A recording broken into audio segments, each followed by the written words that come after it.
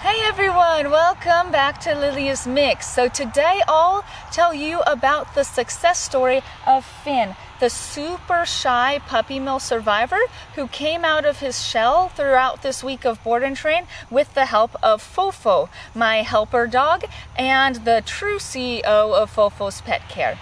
So when Phinn first came here, he had only been with his adopted family for about 3-4 months. Before that, he was in a puppy mill, which is basically a commercial breeding factory for dogs. And there, they suffer through a lot of abuse and neglect. So anyone who tells you, oh, they're just dogs, they don't know the difference, it doesn't bother them, it bothers them a lot. And we could see that in Phinn's initial behavior here. When he first came, he had a lot of signs of anxiety, like he would retreat, he didn't want to engage with humans or other dogs, he didn't want to accept food from a person's hand, and he would be hesitant to even eat his meals here. We had to just put the food in a room and leave for him to feel secure enough to eat, because he just didn't have good relationships with humans throughout his life up until just about 3 months ago when he was adopted and finally got to live in a home.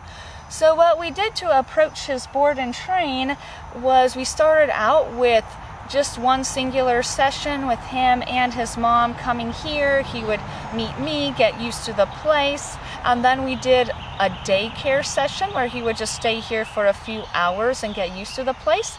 Then we proceeded on with a week and a half of board and train, where we dove more into his socialization training. So the goals with his training for this week and a half were to get him more trusting of humans, engaging with other dogs, and more trusting of new environments, and also to normalize his eating and pottying schedules, because at first he was really hesitant to eat, and he also didn't want to potty outside. He would wait till he was alone in a room for a few hours and let it out there in the room. So throughout the week we've gotten to normalize his eating and pottying outside, and then also to work on his general socialization and reduce his overall level of anxiety, and also to get him out of his shell, have him be okay with exploring, not just okay, but to really enjoy exploring his environment. So we did all of that with a huge help from Fofo.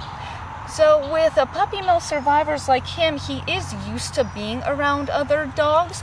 So Fofo served as this role model. So she would demonstrate to him what it looks like to be a happy, healthy, well-adjusted dog who has good relationships with humans.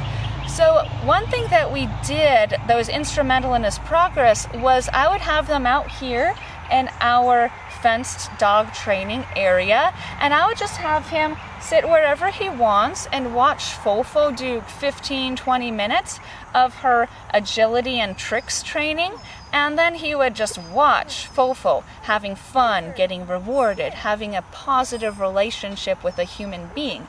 And at first it looks like nothing's happening. But after about 20 minutes, he starts to come out of his shell and he explores the environment. Instead of just staying against a corner, he would actually venture out and look around here. And I noticed he would also sniff the agility equipment a lot. So seeing Fofo jumping through the hoop or the tunnel and the weave poles and everything like that, it made him curious about this. And that is a fantastic marker of progress, because he's becoming curious, venturing out. And another thing that we did was have them do couch time together. So he would start imitating Fofo. Okay, Fofo lays down, Phinn also lays down. And also spending time on the bed together.